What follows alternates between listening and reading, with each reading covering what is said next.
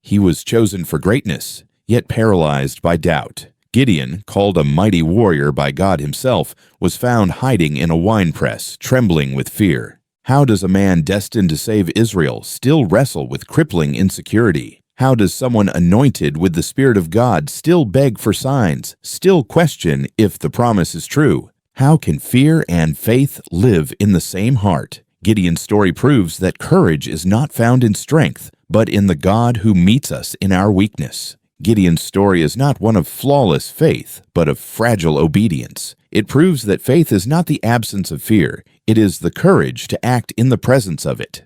Dive into the raw, first-person confession of Gideon, the weakest of his tribe, the least in his house, and discover how God can use trembling hands to bring about mighty victory, because his story might just unlock something in yours. Welcome to Testament Unspoken, where we bring biblical stories to life through the eyes of those who lived them. Each episode offers a raw, first-person perspective on some of the most powerful figures in Scripture, told with emotion, honesty, and depth. Please subscribe for more stories like this. My name is Gideon. I was no warrior, no leader, no man of renown. I was ordinary, less than ordinary, the least in my father's house, of the weakest clan in Manasseh.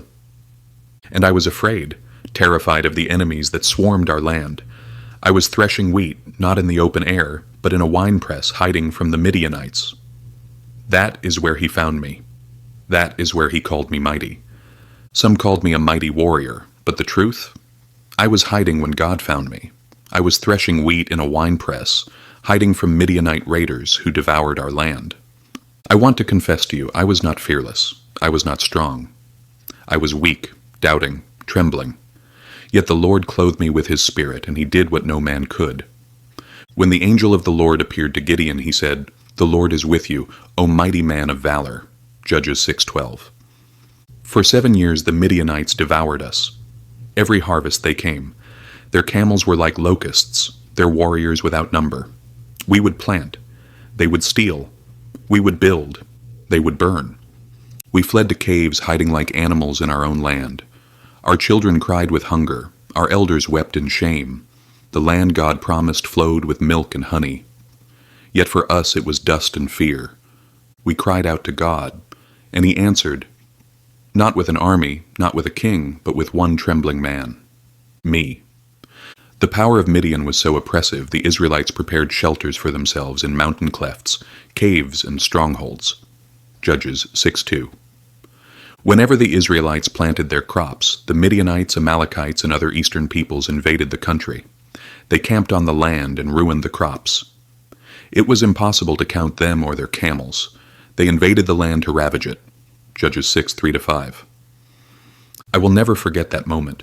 As I hid in the winepress, a man sat beneath the oak tree at Ophrah, his eyes fixed on me. His words struck me like fire. "The Lord is with you, O mighty warrior." Judges 6:12. I laughed bitterly. Me? Mighty? I was hiding like a coward. So I said, "Please, my Lord, if the Lord is with us, why then has all this happened to us? And where are all his wonders that our fathers told us of?" Judges 6:13. The man did not turn away. He looked at me as though he saw what I could not, and he said, "Go in this strength of yours and save Israel from the hand of Midian. Do not I send you?" Judges 6:14. I shook my head, my voice cracked. "Please, Lord, how can I save Israel?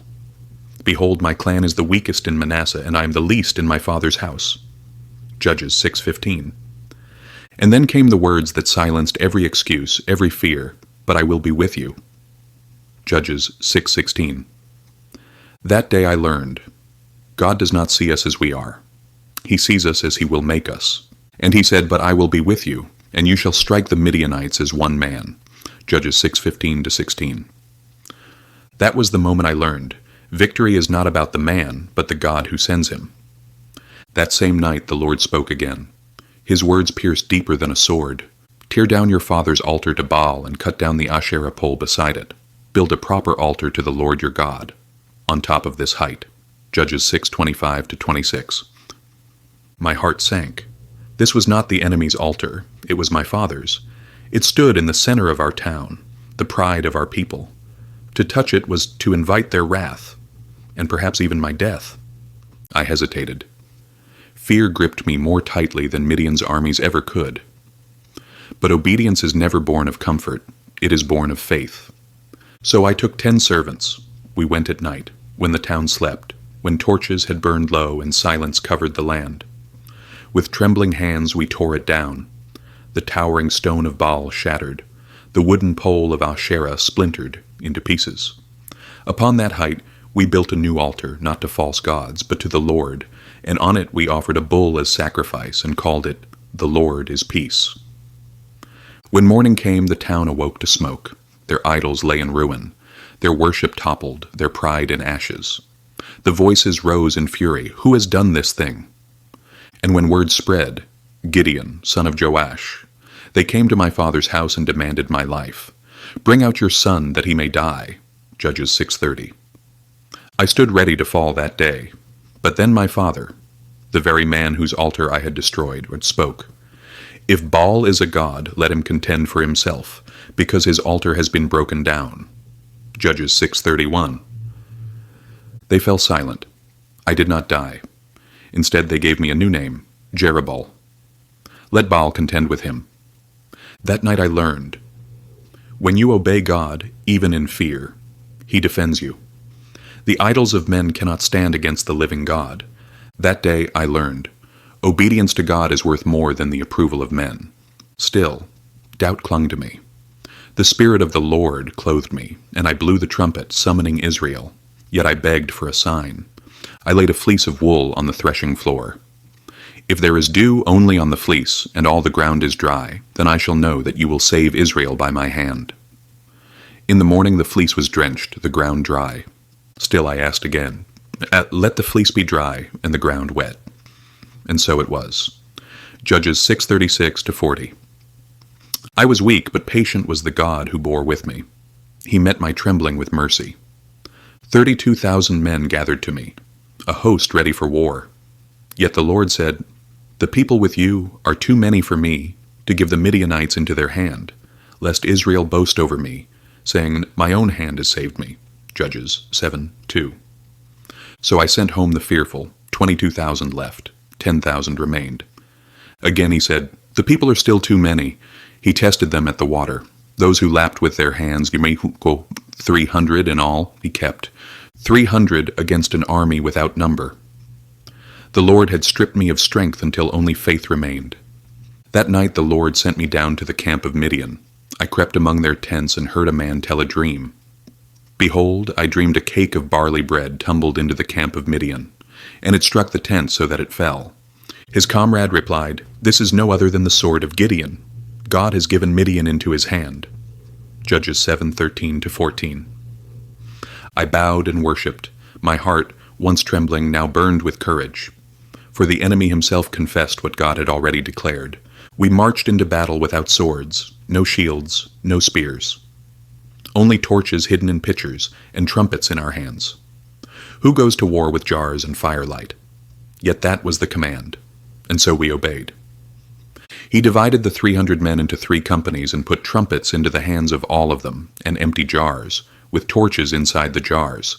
Judges 7:16. At midnight, when the camp was still and sleep heavy upon the enemy, we shattered the jars. The torches blazed in the dark, trumpets blasted into the night, and we cried, "A sword for the Lord and for Gideon!" The valley shook with sound and fire. The Midianites woke in terror, shadows dancing, chaos breaking. We had no swords, but fear was sharper than iron that night. They blew the trumpets and smashed the jars, and they cried out, "A sword for the Lord and for Gideon!" Judges 7:20. And then the Lord moved. Panic spread like wildfire. They turned their swords not on us, but on one another. Brother against brother, ally against ally.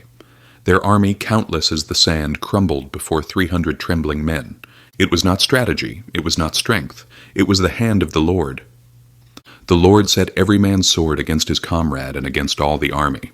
Judges 7:22. That night I learned, victory does not belong to the strong. It belongs to the one who fights for us. They fled into the night, pursued by Israel. 300 men without sword or shield of their own. Yet the Lord scattered an army like locusts. That day I learned, God saves not by many nor by few, but by his Spirit.